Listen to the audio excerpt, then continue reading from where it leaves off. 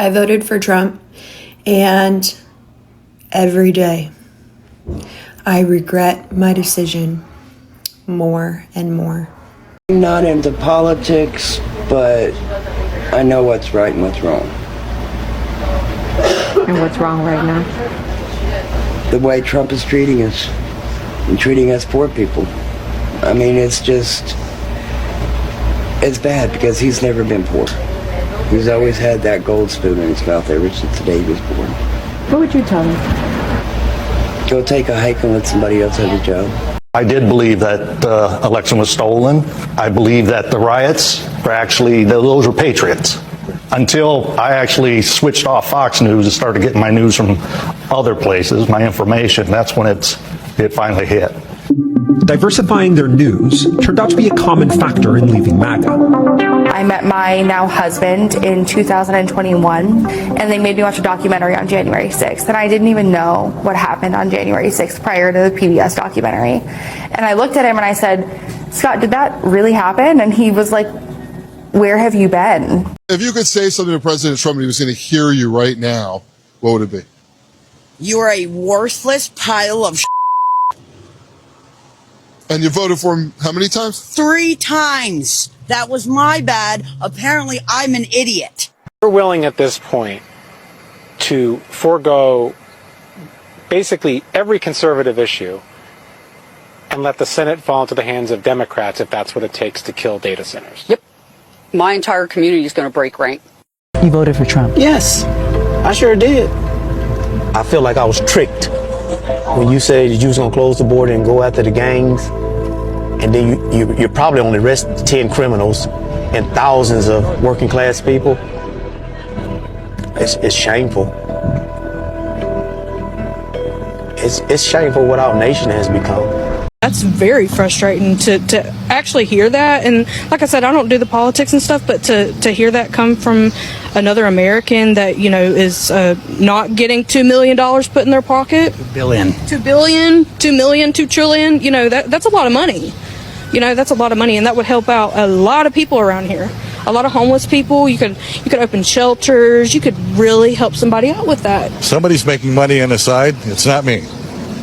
That's all I got to say. Is it frustrating? It's frustrating that you see your president getting richer and richer and the middle class is getting poor. Told me that you voted for President Trump in 2024. Do you regret that decision? ¿Te arrepientes esa decisión? Yes, 100%. Why do you regret that decision? That's because it's nothing that's true. It's not true. He say he go to catch the delincuentes. Criminals, yeah. And right now, he don't follow to criminals. He go to specific to Latino people. The DHS come specific to me and catch to me, not other people, because don't care to other people, specific Latino people. Trump is becoming unhinged, and for those that want to unfollow me for saying it, go right ahead. I voted for him 3 times. And before I get into what I'm going to say, for the people on the left and liberals, no, I am not on your side, but I like to call things for what it is. I think Trump has done some really good things, but his actions lately are starting to concern me and are fulfilling what my fear was with him with his second term. He's got nothing to lose, right? He's going to do what he wants to do. He's not getting reelected. He could do what he wants to do. The fact that he is now calling for jailing of a journalist, running for Venezuelan president, all kinds of things, bombing civilian infrastructure. These are, I hate to say, these are things that a dictator says. And there are still some people that are just like blindly praising him and saying like, oh yeah, he's doing great, he's doing great, he's doing great. It's okay to say he's doing great with certain things and criticize things that are not going great. Let's be honest. He got his head inflated with Venezuela, right? And thought he could do that to whoever and whatever he wanted to. And now he's in a situation with Iran. So, and before anybody says, oh, Iran was close to a nuke, they've been saying that for years and years and years and years. Every time it's 6 weeks, 6 months, 6 weeks, 6 months.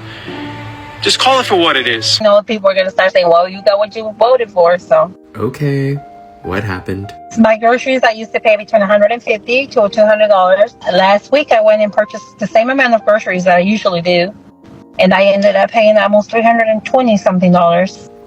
Huh. I thought you said day one prices would come down. I used to fill up my tank with $45, $50. Now I spend $60, $70, almost $80 filling up the tank. Gee, I wonder who started a conflict with Iran that caused gas prices to go higher. Who's been a Democrat? Let's start with that. For some reason, I guess the way that he sold that he was going to better the economy, I voted for Donald Trump, which I regret doing. Oh, lady, you fell for the severe case of liabilities when it comes to Trump himself. I did it because he sold us this story where everything was going to be perfect. Now everything's getting worse and worse by the minute, you know. I think it's a war, isn't it? Back in 2024, millions of Americans stood behind DT because he made them a very simple promise. He said he would bring prices down starting on day one. He said there would be no new wars and that America First meant America stays out of foreign conflicts. He said the economy would boom and working families would finally get a break. Now it's the middle of 2026 and a lot of the same voters are looking at their grocery bills, their gas prices and the news out of the Middle East and asking themselves a very hard question. Did I get what I voted for? Before we proceed, all credit goes to the creators of these videos. You'll find all their handles in my description box. But for now, let me play you a few more clips and then I'll be back with more commentary. Used to say, we're not in the cult, the outside world is the cult, and we're not the crazies, the outside world are the crazies. And they made me watch a documentary on January 6th, and I didn't even know what happened on January 6th prior to the PBS documentary. And I looked at him and I said, Scott, did that really happen? And he was like, where have you been?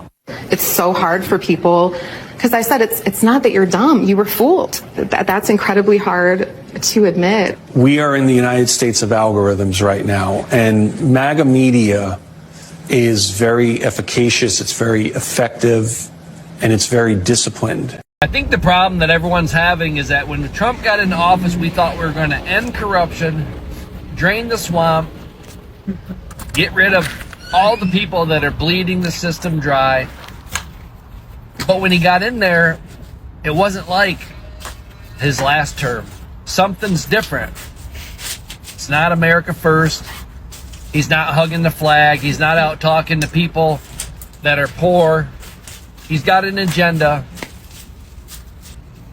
And the system swallowed him up. It swallowed him up. And it's evident and it's plain to see what's going on. I've never seen this level of corruption in all my years. The stuff that goes on and nothing's done about it, it's truly disgusting in my eyes. All of my life, 50 years I've been here, I've never been harassed by Border Patrol on this side of the border like this. This is outrageous. Why are we not allowed to be here? Because we're not white? Our skin doesn't match. That's George Doylis. He and his wife are from Imperial Valley and they love to camp. So when they were headed up to a dental specialist in North County on Wednesday, they decided to explore Jacumba and this area around Boulevard. They headed up this road to see if they could find a campsite, and that's when they say their day took a very different turn. We didn't think anything of it. We're American citizens. We're on U.S. soil. Why should we be afraid? George and his wife Esmeralda say an unmarked SUV started following them and pulled them over. They say Border Patrol agents first approached wearing masks. So the reason why we're stopping you is because you did U-turns and there's a known alien out in the area. He told the agents where they were going and that they did not consent to any search. If you have a dentist appointment, it probably wasn't the best decision to be out in the middle of nowhere. No, we have the right to travel anywhere we want to travel. You do. You're absolutely right, you do. And I actually have the right and authority to stop you. The couple sat in their car as the agents brought a canine. It's called reasonable suspicion. Do you think that they had reasonable suspicion to stop you and search your vehicle? Not at all. Not at all. The dog did smell a small amount of legally purchased cannabis, so they got out for a full search. 30 minutes in, the agent says he could take their vehicle, but... I'm going to go ahead and let you off with a warning. George and Esmeralda both voted for the first time in 2020 and again in 2024 for President Donald Trump. As they see his immigration crackdown, do you regret your vote? Yes, I do. Very much so. I feel shame, guilt, and anger at the same time. when President Trump said he wasn't going to start foreign wars, when he said he was going to bring down prices, did you believe him? Yeah. I mean, his first term, I think he held true to everything that he said he was going to do. I think he fought for everything he said he was going to fight for. This time around, I haven't seen it.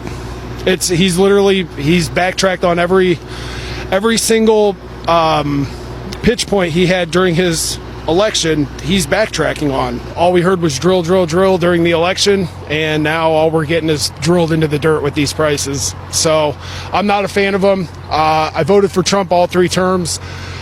To be honest with you, I'm not a big supporter of him at this point. I actually have panic attacks. I had a couple this past week. And I get very emotional over it. You voted for this. I don't want to work anymore, but I can't afford to retire. Obviously, President Trump is immensely wealthy. He's been wealthy since he was born. Yep. Do you think he understands? No.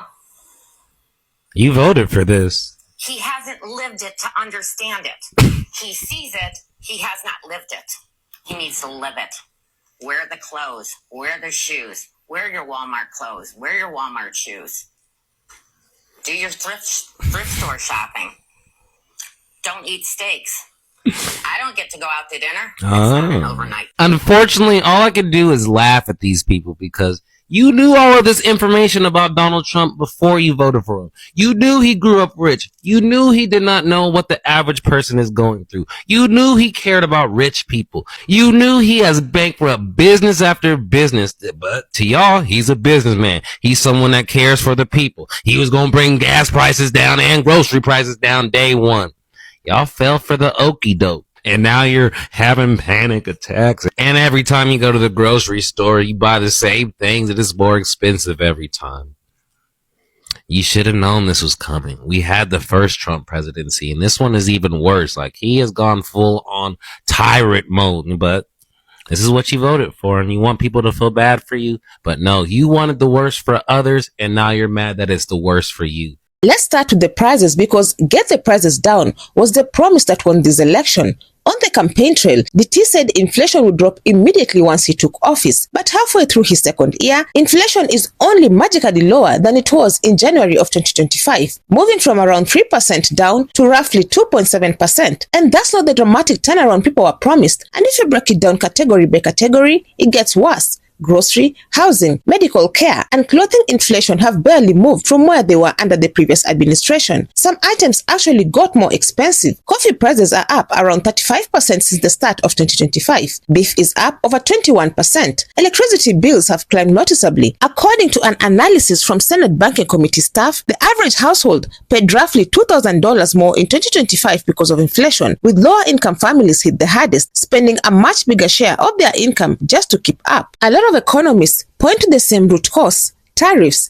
DT's tariffs on imported goods, including food, raised costs before products even reached the store shelves. When tariffs went into effect on coffee imports from Brazil, prices spiked. When they were finally lifted, prices dropped again within weeks, which tells you exactly who was responsible for the spike in the first place. On top of tariffs, the administration's immigration crackdown pulled labor away from farms that depend heavily on immigrant workers, and that has pushed food production costs up too. For the families who voted based on a promise to make life more affordable across the board, a couple of cheaper items doesn't erase the string of pricier coffee, beef, and electric bills. Now let's talk about war, because this might be the promise that stings the most for a lot of MAGA voters. DT ran as the anti-war candidate. He told his base over and over that previous presidents dragged America into endless foreign conflicts and that he was the one who would keep the country out of them. America first was supposed to mean staying home, not sending troops or bombs overseas. But in early 2026, the DT administration launched military operations against Iran, and the conflict has dragged on for months. And this wasn't a small, quiet action. DT gave a national address comparing the potential length of this war to Vietnam and Iraq, wars that lasted nearly 2 decades and 8 years. For a base that was promised zero new wars, that comparison alone was a gut punch. The backlash inside DT's own movement has been real. Longtime allies like Steve Bannon, Tucker Carlson, and Megyn Kelly have publicly criticized the war. Former Congresswoman Marjorie Taylor Greene, one of DT's most loyal supporters in Congress, posted an angry message online after learning the administration had polled the public on how many casualties they'd accept in a war with Iran. Her message was blunt. This is not what people signed up for when they voted for America First, and she's not alone. Younger voters who were part of the the newer wave of DT's support, people who came in through podcasts and online culture rather than traditional Republican politics appear to be some of the most frustrated. Many of them say foreign intervention was never something they wanted, and that this war feels like exactly the kind of overseas entanglement they were promised would end. At the same time, it's worth being honest about the full picture here, because not every MAGA voter feels betrayed. Polling has shown that a majority of self-identified MAGA Republicans, somewhere around 60 to 90% depending on the polling and time, still support the Iran operation, often framing it as necessary to stop a hostile regime from getting a nuclear weapon. DT himself has leaned into this, telling supporters that MAGA loves what he's doing in Iran. So where does that leave the people who knocked on doors, put on yard signs, and believed the promises in 2024? Some of them are still all in, telling themselves this is short-term pain for long-term strength. But a growing number are starting to say the quiet part out loud. They did vote for higher electric bills. They did vote for pricier beef and coffee while being told inflation was solved. And a lot of them, including some of the loudest voices in MAGA media, insist they specifically did not vote for another war in the Middle East. When you promise people affordability and peace, and instead they get tariffs driving up their grocery bill and military conflict being compared to Vietnam, it's not surprising that cracks are starting to show. But that this turns out into a full political reckoning by the time the midterms roll around is still an open question. Support for DT within his base remains strong on paper, but strong support can coexist with real disappointment, and the voices coming out of MAGA media over the past few months suggest that disappointment is growing louder, not quieter. The coming months, especially as gas prices react to the ongoing conflict and as more economic data rolls in, will show whether this is a passing frustration or the start of something bigger. Either way, the gap between what was promised in 2024 and what's actually happened by mid-2026 is not something either side can ignore anymore. You vote for a man that was going to do everything he's done in the last week and 2 days, whatever it is. The problem with that, even if you didn't realize what he was going to do, even if you didn't realize what his real policies were, even if you were lied to by him and the media and everybody else, we all knew this was coming. We all knew this is what he was going to do. So regrets aside, the problem here is you can't undo this. So what do you all think? If you're MAGA, would you still vote the same way today, knowing what you know now?